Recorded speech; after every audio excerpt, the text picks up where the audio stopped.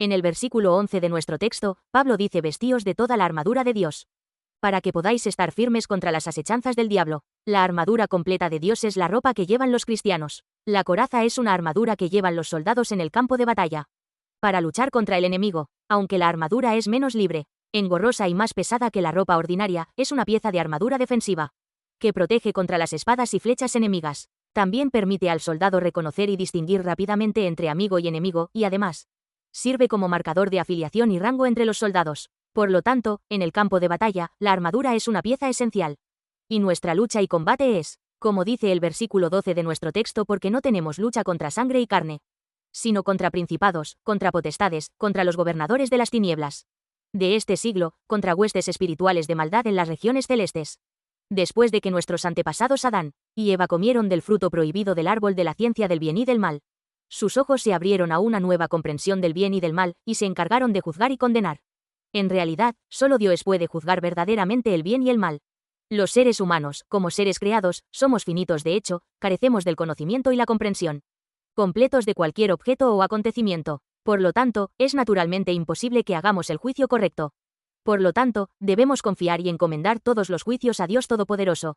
Y solo entonces llegaremos al juicio correcto. Los fariseos y los escribas juzgaron y condenaron a la mujer, que sorprendieron en el acto de adulterio. ¿Qué dijo Jesús cuando vio esto? Juan 8:15. Daban cuenta de que, como descendientes de Adán, eran lamentablemente incapaces de juzgar y tomar buenas decisiones. Por eso, Jesús refirió a sus juicios como juzgar según la carne. Es decir, juzgar basándose solo en las apariencias. Y los juicios basados en las apariencias pueden llevar a muchos errores y equivocaciones. Por un lado, el adulterio no es algo que una persona pueda hacer sola. Así que ¿por qué el hombre que estaba presente en la escena del adulterio debía irse y solo la mujer indefensa ser apresada, condenada y apedreada hasta la muerte? Los fariseos y escribas veían el pecado del hombre como ningún pecado, pero solo el pecado de la mujer como un pecado. Así, se revelaba que tenían un ojo torcido, juzgando según la carne visible. Sin embargo, Jesús dijo: yo no juzgo a nadie. Jesús no vino a este mundo para juzgar y condenar, sino para ofrecer compasión, misericordia y perdón. Si te presentas como es debido ante el juicio de Jesús, aunque no seas fariseo, aunque tengas un nivel mucho más alto que ese, serás condenado y sentenciado al infierno. En otras palabras, nadie puede escapar de la condenación si se presenta ante el juicio y la condenación de Jesús. Por eso Jesús dejó su trono celestial y vino a la tierra para resolver el problema del grave pecado del hombre, que le causó la muerte a causa de esa condenación. Y en el juicio final del gran trono blanco, el juicio de toda la humanidad, Jesús sentará como Rey de Reyes, el Juez de Jueces. Por lo que con acento agudo Él es el único que puede dar un juicio justo y recto, por lo que Juan 8:16 dice: y si yo juzgo, mi juicio es verdadero, porque no soy yo solo, sino yo y el que me envió, el Padre. El hombre, creado a imagen de Dios, fue creado a imagen de la bondad y la perfección de Dios, y por tanto, debía ser un buen administrador del mundo, gobernando sobre las tinieblas, la desobediencia y la maldad del diablo, y gobernándolo con el amor, el servicio y la gracia de Dios. Debía ser un hombre bendito, gobernando y cuidando el mundo en armonía, con el amor, la justicia, la humildad, la mansedumbre, el servicio y la integridad que heredó de Dios. Desgraciadamente, cayó en la trampa del diablo de la avaricia, el engaño, la envidia, el resentimiento, el odio y la contienda, y, empapado de las mentiras y la hipocresía del diablo, trató de encubrir sus fechorías entretejiendo hojas de higuera en una falda y vistiéndola como si nada hubiera pasado. Y así creó un mundo de envidias y celos, resentimientos y odios, rencores y contiendas, desaprensión y mentiras, derramamiento de sangre, luchas y matanzas. Así sucedió con los hijos de Adán, Caín y Abel. Caín pasó de la envidia a los celos, del odio al asesinato, y luego al punto en que tuvo la audacia de presentarse ante Dios y proclamar descaradamente que él no lo había hecho. Y así fue con Abel, y así ha sido desde entonces. El diablo ha tenido el poder y la autoridad del pecado para corromper y pervertir a la gente, para tomar todo en el mundo en sus propias manos, y para intentar gobernar el mundo con su corrupto concepto de gobierno. Esa es la oscura historia de la humanidad, y cuando la gente vive así, debería ser feliz.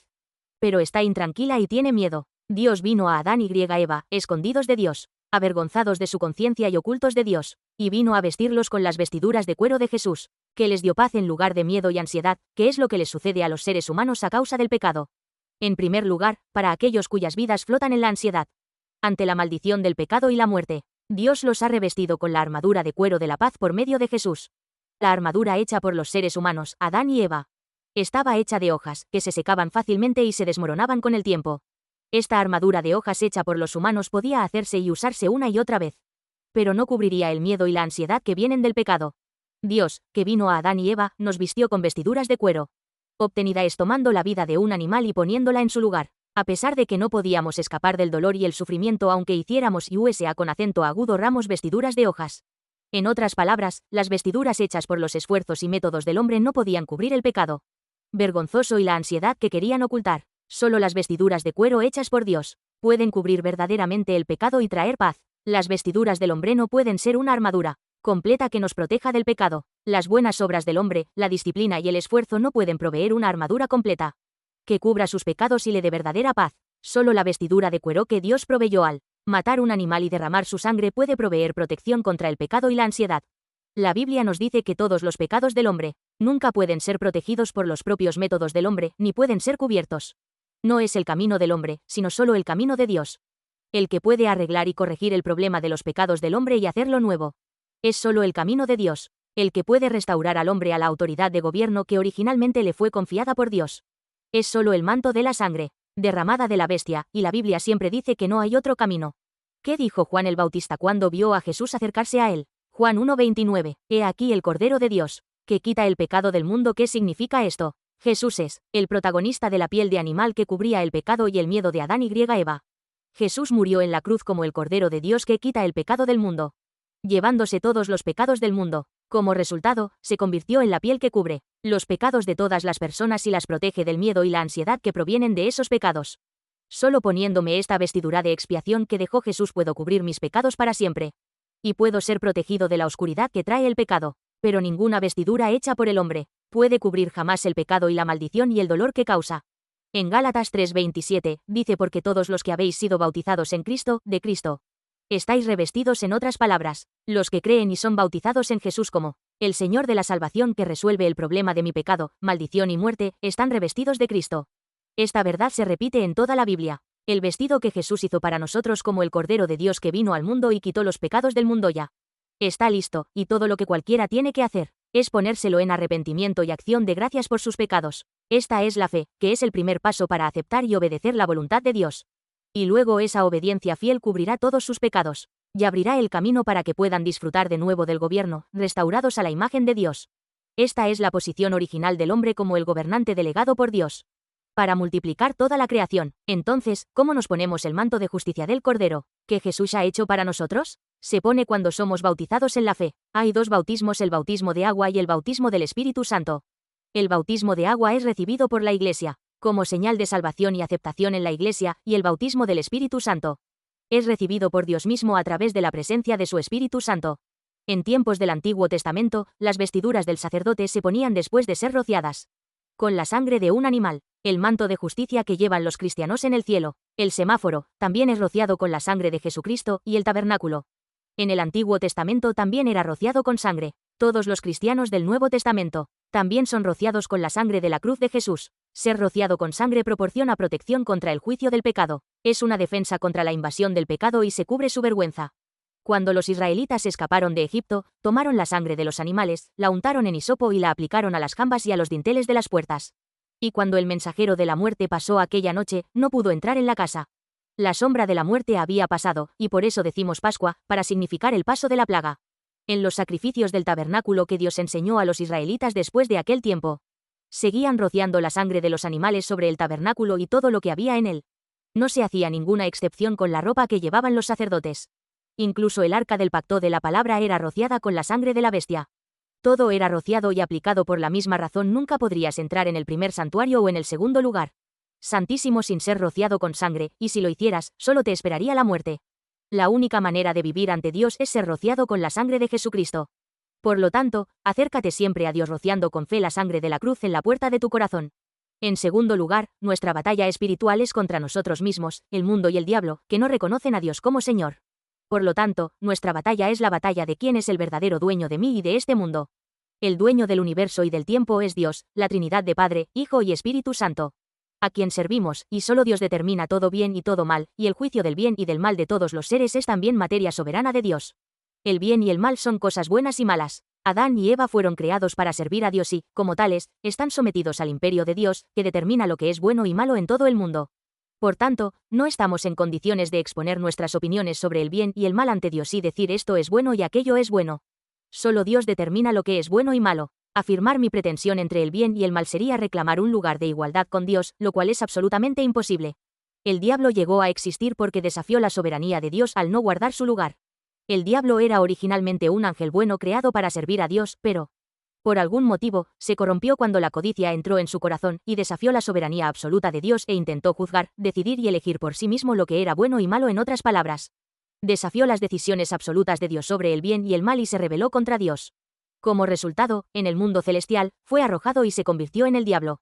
Y los ángeles que participaron en la rebelión del diablo se convirtieron en espíritus malignos o demonios. Apocalipsis 12:9 dice: y fue lanzado fuera el gran dragón, la serpiente antigua, que se llama Diablo y Satanás, el cual engaña al mundo entero, fue arrojado a la tierra, y sus ángeles fueron arrojados con él.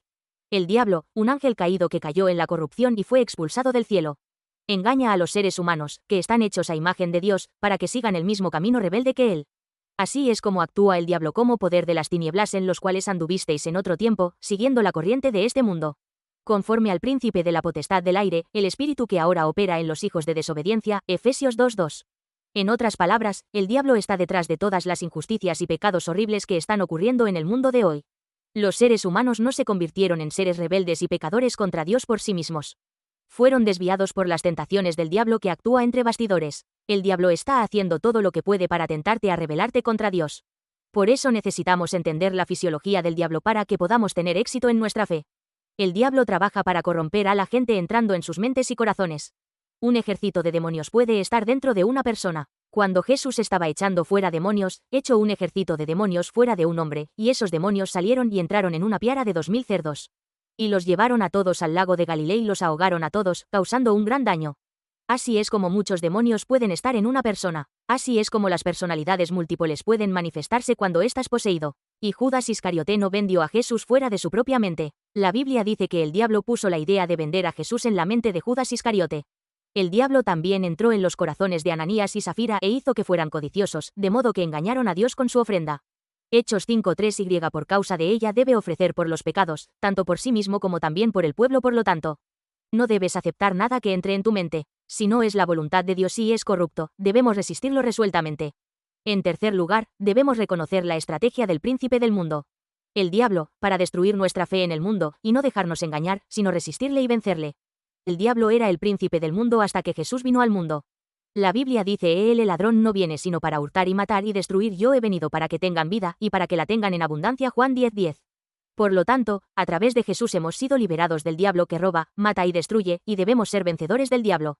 Así que nuestro verdadero salario es Jesús, pero el maligno, el diablo, el príncipe de la potestad del aire, se ha convertido en el salario del mundo, teniendo a la gente como esclavos. Ahora los santos salvados que han sido liberados del diablo por la gracia del rescate de Jesús en la cruz deben armarse con toda la armadura de Dios para poder estar firmes contra las asechanzas del diablo. Así que en los versículos 10-11 de nuestro texto, leemos: por lo demás, hermanos míos, fortaleceos en el Señor, y en el poder de su fuerza. 11 Vestíos de toda la armadura de Dios, para que podáis estar firmes contra las asechanzas del diablo. En el versículo 12, dice: porque no tenemos lucha contra sangre y carne, sino contra principados, contra potestades, contra los gobernadores de las tinieblas de este siglo, contra huestes espirituales de maldad en las regiones celestes. Las personas en el mundo viven sus vidas pensando en otras personas como su competencia, pero como creyentes salvos, nuestra competencia no es con las personas. Nuestra competencia es con el enemigo, el diablo. Así que en el versículo 12, dice: porque no tenemos lucha contra sangre y carne. Punto. Carne y sangre se refiere a las personas. Una persona que es esclava del diablo ya está muerta en espíritu y simplemente está viviendo en el mundo temporalmente en carne y sangre. Sin embargo, el hombre de carne y sangre con el que estamos viviendo temporalmente aquí en el mundo no es nuestro enemigo. Nuestro enemigo es el diablo, que ha dañado la imagen y la vida de Dios en nosotros. El diablo es el que nos engañó para que pecáramos, causando que muriéramos y fuéramos destruidos para robarnos las bendiciones de Dios que se nos dieron en el Edén. Por lo tanto, nuestro verdadero enemigo es el diablo, que todavía está en el mundo de hoy, utilizando la naturaleza pecaminosa corrupta que ha implantado en los corazones de las personas para hacerlas caer en el pecado, y luego gobernarlas y ponerlas bajo su autoridad, dándoles la frustración, la desesperación y la futilidad de la muerte. En otras palabras, el diablo es el espíritu que causa la muerte y el sufrimiento a los seres humanos.